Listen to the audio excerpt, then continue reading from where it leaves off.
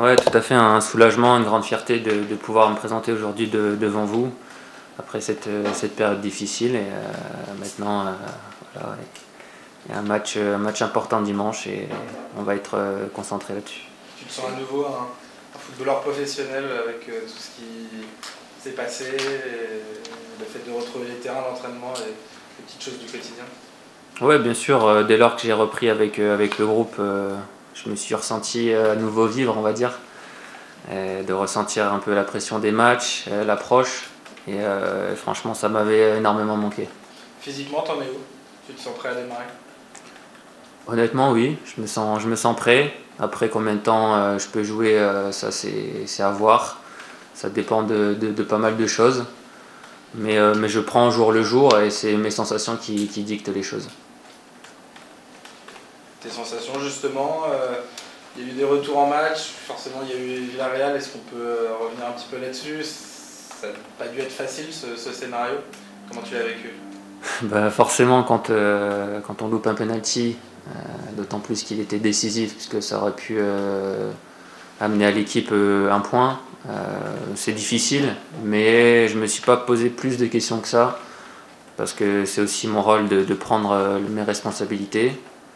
Je tirais les penaltys en ma blessure, c'est un geste technique. Ça arrive de rater, je ne suis pas le premier, peut-être que je vais aussi en rater encore. Donc pour moi, il n'y a pas de problème avec ça. L'histoire aurait pu être incroyable. Si tu es dans quel état quand tu t'apprêtes à le tirer? Est-ce que tu arrives à être calme? Ouais, j'étais calme, mais surtout ce qui m'a pas forcément aidé, c'est la longue attente avant de tirer le penalty. Et je pense que même si voilà, ça faisait 9 mois que j'avais pas joué en compétition, n'importe quel joueur aurait pu être déstabilisé après une longue attente comme ça. Mais voilà, le gardien l'arrête. J'aurais pu mieux le tirer, je pense. Mais maintenant, voilà, c'est derrière moi et je me concentre sur le match qui arrive. Comment tu as vécu toutes les marques d'amour du public, à la fois pendant la convalescence et même après ce penalty? On a tout de suite senti que personne t'en voulait, que tout de suite le parquage à Villarreal a scandé ton nom. C'est pareil à ton retour. Comment tu as vécu toutes ces marques d'amour? Bah, c'est énorme pour moi, ça m'a aidé énormément pendant ma rééducation. Je crois que j'ai pas passé une seule journée sans recevoir un message de soutien, donc ce qui prouve l'amour que les supporters me portent et qui est réciproque d'ailleurs. Donc je les remercie fortement parce que quand on est dans une période difficile comme ça, les mots, même les plus petits, sont importants. On t'a vu d'ailleurs beaucoup échanger sur les réseaux sociaux de manière publique, ce que tu faisais pas forcément avant. C'est toi qui as décidé de te mettre à ça, d'assumer ça, de parler. Comment c'est arrivé? Ouais, après, quand on est absent comme ça, on se sent un peu en dehors des choses. Et j'avais à un moment donné besoin de sentir aussi de l'affection. Et je pense que tout le monde l'a visiblement compris sur les réseaux sociaux. Et ça m'a fait du bien.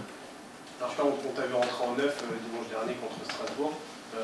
C'est quoi ta place, plutôt neuf, ou tu préfères quand même encore jouer sur le côté à gauche? Je me pose pas forcément la question quand on fait appel à moi, même si j'ai eu la tendance à beaucoup enchaîner à gauche. Après pour moi c'est juste une composition d'équipe et après c'est à l'intérieur du match de pouvoir permuter avec les autres joueurs.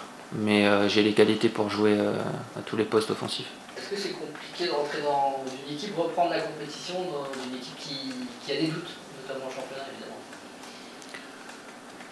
Déjà de rentrer dans un match, un cours de match, je trouve ça compliqué. J'avais pas forcément connu ça auparavant, donc pour moi c'est nouveau. Mais j'essaye d'amener de la fraîcheur et d'essayer de retrouver un peu de lien entre la défense et l'attaque.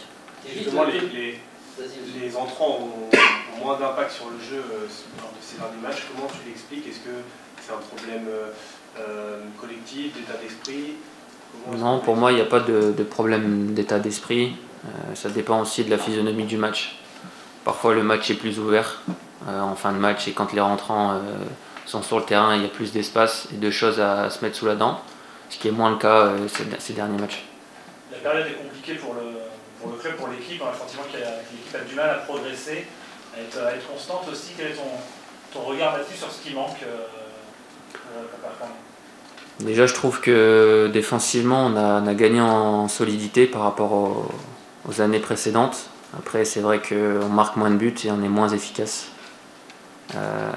Parfois, on fait les mauvais choix dans les derniers mètres. Je trouve que quand on amène le ballon jusqu'aux 30 derniers mètres, c'est positif.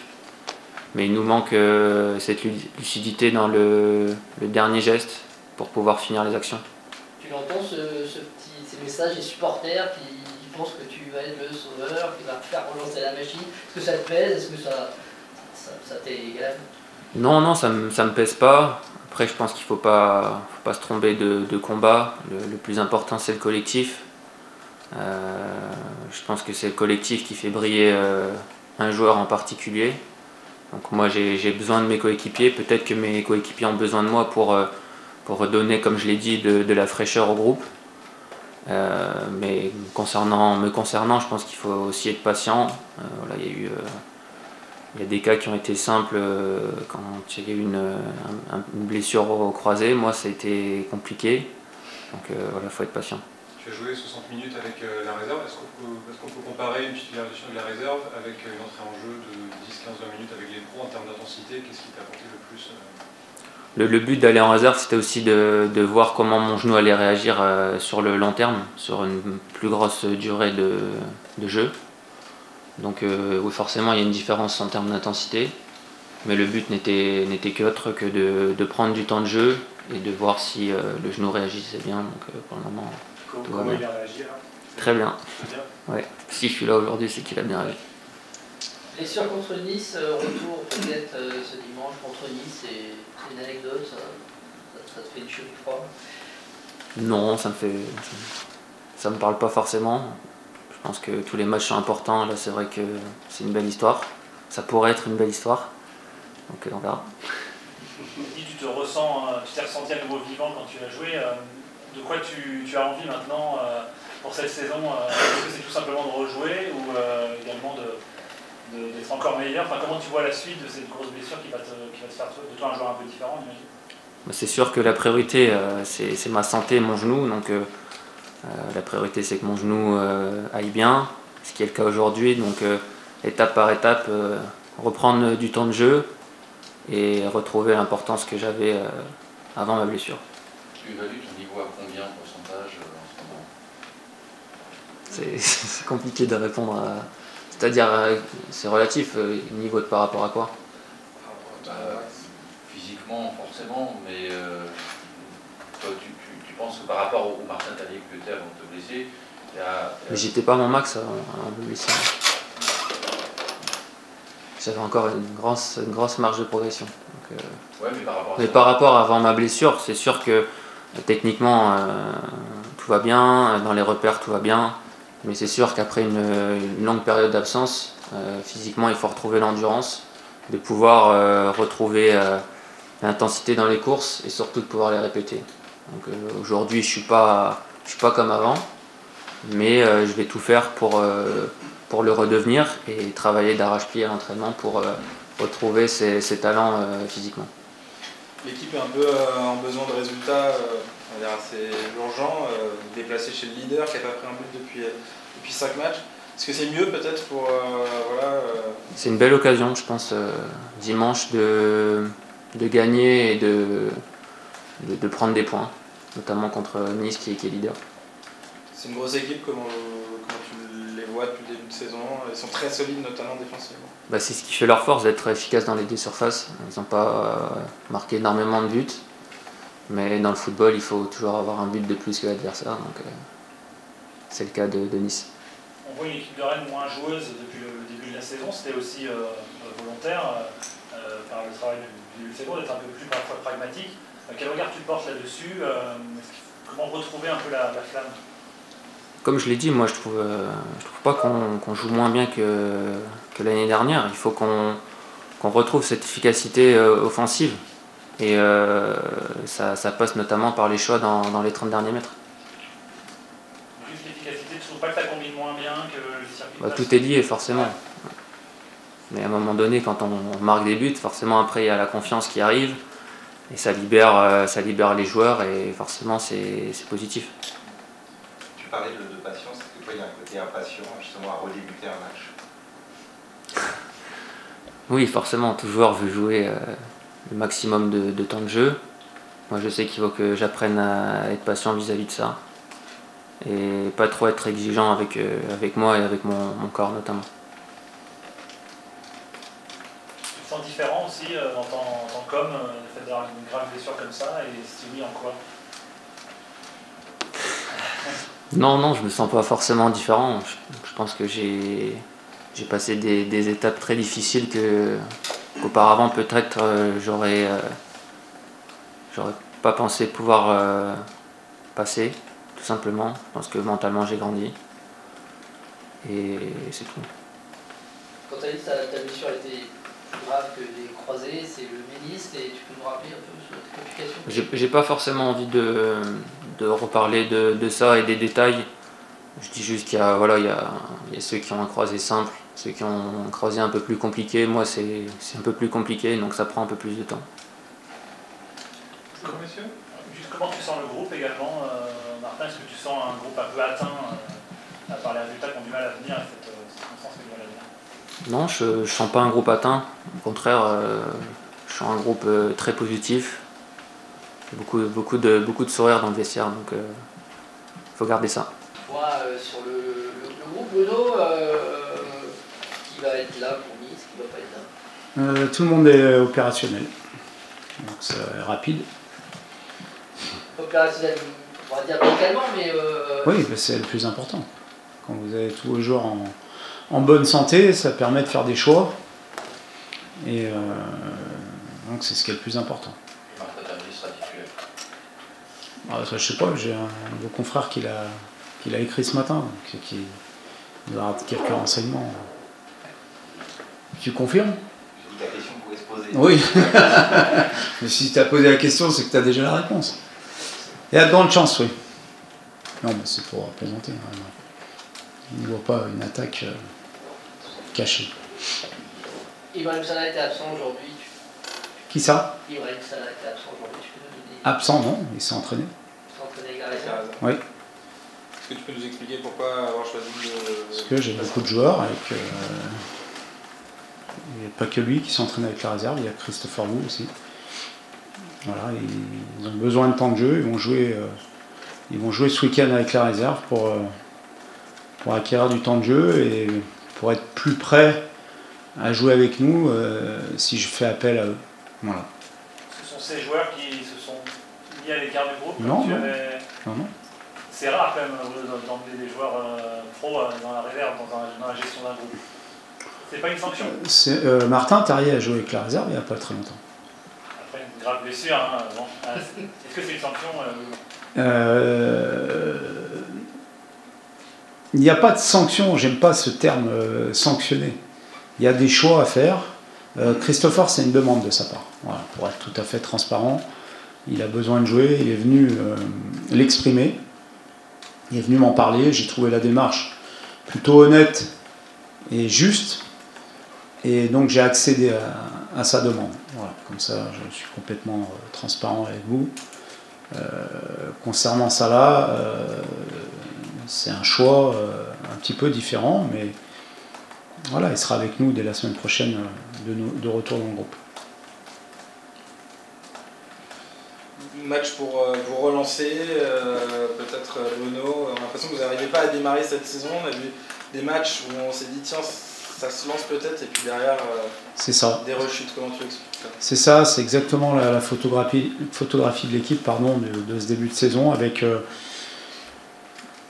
des matchs qui sont bons, quelques-uns, dont un dernier au Pana qui était plutôt bon, une mi-temps bonne à Lorient, une mi-temps bonne contre Nantes, et puis d'autres bouts de match qui sont moins bons. C'est-à-dire qu'on a du mal à être constant sur les 90, 95, 100 minutes, puisque maintenant on peut jouer jusqu'à 100, 110 minutes.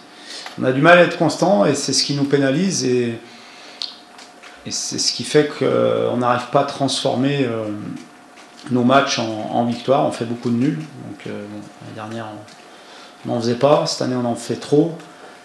Et c'est, je pense, comme l'a dit Martin, aussi lié à un manque d'efficacité dans les deux surfaces. Ce qu'on fait entre les deux surfaces est plutôt, je trouve, plus que correct. Mais dans le foot, ce qui est important, c'est aussi ce qui se passe dans les deux surfaces, c'est-à-dire dans la nôtre et dans celle de l'adversaire. Et force est de constater qu'on n'est pas suffisamment efficace dans ce domaine-là pour transformer les nuls en victoire. Un peu à l'opposé de votre adversaire de dimanche, en fait. Oui, tout à fait, qui est très pragmatique et efficace. À nous de travailler, ça c'est le constat. Une fois qu'on a fait un constat, nous les entraîneurs et le staff, on est là pour trouver des solutions. On travaille avec les joueurs pour ça.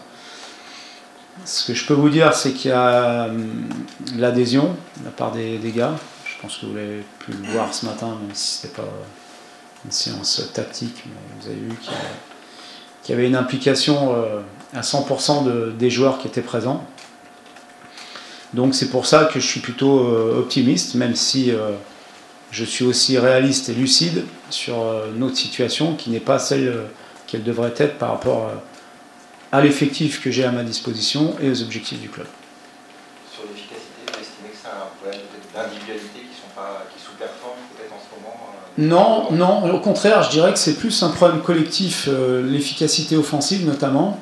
Je trouve quand on regarde nos stats, en général, on tire entre 20 et 30 fois par match.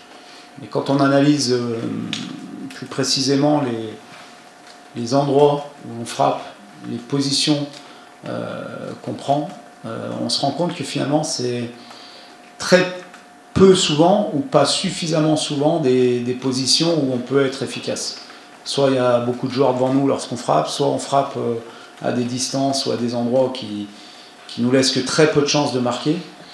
Et ce qui était notre grande force, c'était d'amener le ballon dans la surface, dans des zones où forcément plus vous êtes proche du but, c'est pas compliqué à comprendre, plus vous avez de chances de convertir vos tirs en un but. Et cette année, je trouve qu'on a, depuis le début de saison, perdu un petit peu ça.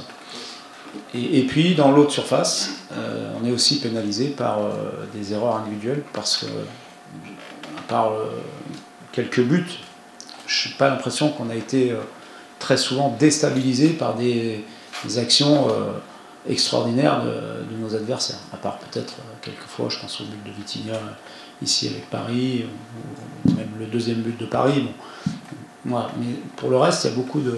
Donc c'est là-dessus où on doit travailler. Je pense aussi que c'est lié beaucoup à la confiance et au mental des joueurs, et c'est pour ça que j'insiste beaucoup là-dessus. Ils ont ramené le ballon dans les golden zones. Oui, dans ce qu'on appelle nous les zones assist et les golden zones, c'est-à-dire des zones où on se rapproche le plus possible du but, soit pour faire la dernière passe, soit pour finir. Et c'est très facile à comprendre, c'est pas la peine d'être un génie du football pour comprendre que si vous tirez à 7 mètres du but, vous avez plus de chances de marquer que si vous tirez à 45 mètres avec 10 joueurs derrière le ballon. Ça, c'est pas compliqué de comprendre ça. C'est une des forces de Martin justement d'apporter ça la saison dernière et qui est beaucoup impliqué à l'efficacité dans la passe. Oui. Bien sûr, il faisait partie des joueurs qui étaient très impliqués, mais on a su surmonter l'absence de Martin, notamment sur la fin de saison. Ça veut dire que j'ai aussi d'autres joueurs qui sont capables de le faire, qui l'ont déjà fait, donc s'ils l'ont déjà fait, ils sont capables de le refaire.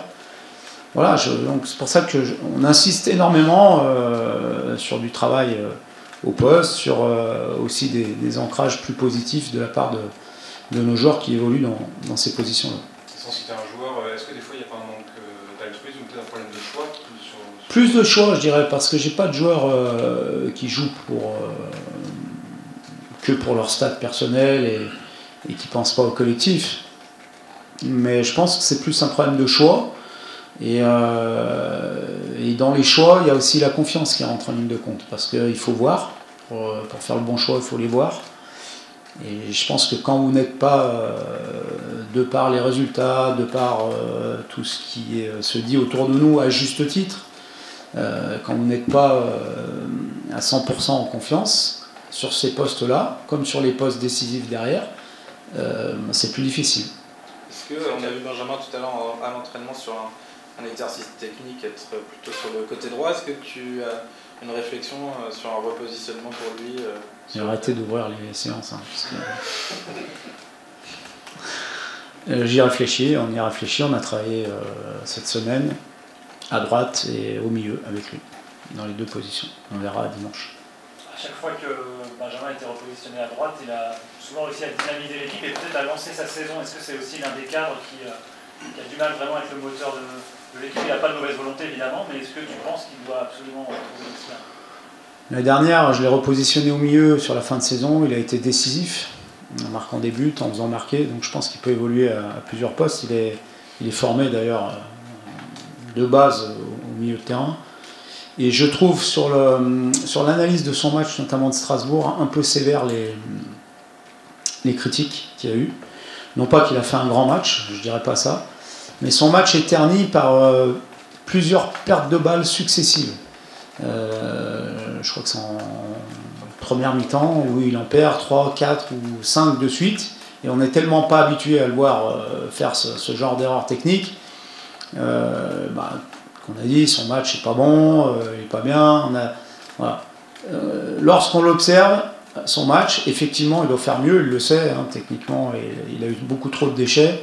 Mais par contre, sur l'intelligence, sur tout ce qu'il a pu régler de par ses déplacements ou son placement, montre que ça reste, pour moi, un des hommes de base de notre équipe.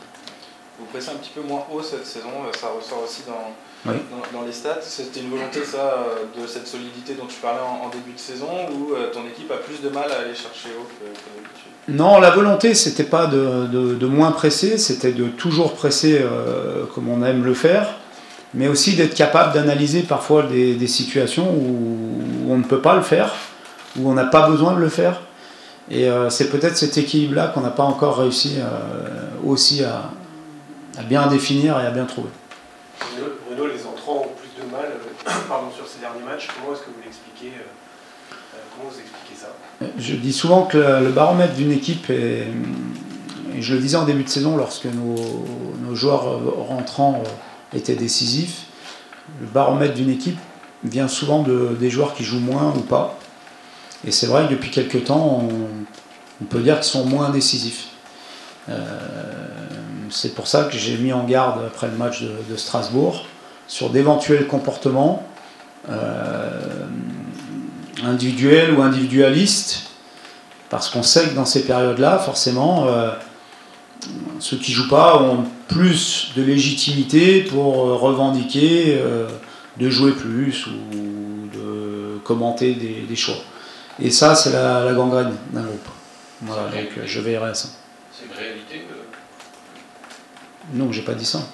J'ai dit qu'il fallait veiller à ça. Et que l'apport ou pas des joueurs qui rentrent en cours de jeu sont parfois révélateurs de quelque chose qui fonctionne moins bien. Donc il y a une petite alerte, c'est pas dans la tempête qu'on a connue avant-hier, c'était hier, avant-hier, ici. Mais il faut être vigilant. Sur Martin, vous avez dit avant Strasbourg que il n'y avait pas de bon mauvais moment, c'était le moment. Est-ce qu'il faut dire que peut-être Nice, ça peut être le moment? Est-ce que vous avez constaté une montée en puissance ces dernières semaines? Oui, on a fait ça aussi dans le travail. Il a joué un match avec la réserve il y a 15 jours aussi pour ça, pour avoir davantage de temps de jeu, retrouver du rythme. Et par rapport à ce que je vois à l'entraînement, par rapport aux échanges que je peux avoir avec lui, par rapport aussi à ce que j'attends de lui par rapport à l'équipe, je pense que c'est peut-être le bon moment. Et puis c'est un clin d'œil aussi, parce que Nice, ce sera un match où il va briller. La charnière niçoise est très solide, mais assez lente. Est-ce que justement amener Martin Todibo, je pense que si vous le voyez courir, il va assez vite. Sur le côté de Dante, est-ce que c'est pas là qu'il faut appuyer Oui, il est souvent pris dans le dos sur des longs ballons quand même. Alors, je ne vais pas non plus tout divulguer, mais lent, rapide, il y a la lecture du jeu qu'a un joueur comme Dante fait qu'il est capable, peut-être en allant un peu moins vite que lorsqu'il avait 20 ans, d'anticiper, de lire des situations qui lui permettent d'être en avance par rapport à l'attaquant. Donc Je pense que s'ils ont encaissé que 4 buts, je crois, c'est bien ça, depuis le début du championnat, c'est que la charnière elle est solide. Si elle est solide, c'est que les 2 joueurs qui la composent, puisqu'ils n'ont jamais changé, sont de très bons joueurs. Mais il y a une animation qui est intéressante dans cette équipe. C'est assez intéressant de voir ce qui a été mis en place par le coach, qui est très pragmatique, très efficace, que ce soit sans ballon ou avec ballon. Donc c'est une très bonne équipe, c'est le leader. Mais je trouve que c'est une belle opportunité pour nous de montrer notre qualité aussi. Voilà. Lorsque vous êtes dans des périodes difficiles, il faut aussi saisir des opportunités, de montrer qu'on est capable de rebondir, et c'en est une. C'est bon, monsieur? Non. Ah, oula. Je prends le pire. Bonjour. Bonjour. La dernière journée, on ne pouvait pas passer à côté, a été marquée par des très très graves incidents à Marseille, évidemment, qui impliquent malgré lui d'ailleurs l'Olympique lyonnais. Déjà, qu'est-ce que ça vous inspire? On a entendu beaucoup d'acteurs du monde du foot cette semaine s'exprimer, et à raison, sur ces graves violences. Ouais, ça m'inspire plusieurs choses. J'ai envoyé un message à Fabio après le match pour le soutenir, parce que on a connu déjà des incidents pas aussi graves, mais la deuxième chose que je veux dire, c'est que ce ne sont pas les supporters marseillais. Il ne faut pas réduire les supporters marseillais à ça. Ça se passe maintenant de plus en plus dans tous les stades, parce qu'il y a une bande d'idiots, d'abrutis, je ne sais pas comment les appeler, qui ne sont pas là pour supporter leur équipe, ni à Marseille, ni à Lyon, ni à Rennes, ni à Saint-Étienne, ni nulle part. Ils sont juste là pour exulter leur violence et se servir du foot pour faire passer ce message-là. Voilà, donc il ne s'agit pas de taper aujourd'hui sur Marseille parce que c'est à Marseille, ça peut arriver n'importe où maintenant. Ce qu'il faudrait quand même, c'est que ces gens-là soient sanctionnés, mais de manière exemplaire et très dure. Ils n'ont plus rien à faire aux abords d'un stade, parce que là c'était même pas dans le stade, c'était aux abords du stade, et encore moins dans un stade de foot, que ce soit à Marseille ou ailleurs. Voilà, donc il faut à la fois être très dur et à la fois aussi ne pas commencer à faire des généralités sur là c'est les supporters marseillais, donc on va dire tous les supporters marseillais sont comme ça. C'est pas vrai, c'est pas vrai. Comme ce n'est pas vrai quand il y a eu des incidents à Lyon, quand il y a eu Lyon-Marseille avec Dimitri, comme c'est pas vrai à Nice quand il y a eu des incidents. C'est pas tous les supporters des clubs de foot qui sont comme ça, mais ce sont quelques, je vous dis, gens mal intentionnés qui se servent du football pour exprimer cette violence, comme c'est le cas dans la société de tous les jours. Donc il faut les sanctionner durement et définitivement. Voilà. Et non des sanctions collectives, comme ça vient d'être prononcé, par exemple les Lillois n'ont pas le droit, les supporters de Lille n'auront pas le droit d'aller à Marseille ce week-end. C'est regrettable parce qu'on pénalise des supporters qui ont sûrement qu'une envie, c'est d'aller supporter leur équipe et de ne pas aller mettre le bazar ou se battre. Mais quelque part, il faut aussi peut-être passer par là dans un premier temps. Mais je pense que le plus important, c'est d'interdire définitivement toutes les personnes qu'on peut attraper. Et aujourd'hui, avec tous les moyens qu'il y a de télésurveillance, de surveillance sur les réseaux, parce que sur les réseaux, il y a beaucoup de choses qui se passent avant les matchs, des rendez-vous qui sont donnés. Je pense qu'il y a suffisamment de moyens aujourd'hui en France pour identifier ces gens-là et les mettre définitivement à l'écart du foot, et du sport en général, mais surtout du foot. Voilà. Il y a aussi des vrais supporters dans les stades qui ont des attitudes contestables. Des vrais supporters? Oui, ce ne sont pas de vrais supporters. S'ils ont des attitudes contestables, c'est que ce ne sont pas de vrais supporters. Il n'y a pas qu'une minorité de voyous extrémistes. Il y a aussi un état d'esprit dans les stades qu'on ne voit pas dans d'autres disciplines. Je prends juste l'exemple, un vrai supporter, maintenant, près du poteau de corner, est obligé de dresser des filets pour protéger le tireur de corner. Oui, Est-ce qu'en acceptant ça et en mettant des filets, déjà on n'a pas mis le doigt dans l'engrenage? Je suis d'accord, mais au lieu de mettre des filets, ces gens-là, on les interdit de stade. Dès qu'il y a un match, ils viennent pointer, terminé. Et vous verrez qu'il n'y aura plus de filets. Les Anglais ont fait comment? Les Anglais, ça a été le premier pays à être touché par le hooliganisme. Aujourd'hui, vous allez jouer en Angleterre, vous êtes tranquille. Vous pouvez aller voir un match avec vos enfants, vous pouvez accéder au stade en bus sans vous prendre des cailloux ou je ne sais quoi. Donc il existe bien des solutions puisqu'ils l'ont fait. Et ça a été le pays le plus en difficulté par rapport à ça, depuis bien longtemps. Et ils ont éradiqué ça. Ouais, mais ces supporters-là, maintenant, ils se reportent sur l'équipe nationale. On a vu aussi à l'Euro, à Marseille, avec les supporters anglais. Et, ok, ils ont éradiqué dans les clubs, mais pas sur... Déjà, commençons à faire ce qu'on peut faire pour les clubs, parce que là, en l'occurrence, sont dans les clubs. Et puis, petit à petit, je pense qu'il y a des solutions. Ou alors, il faut arrêter de jouer.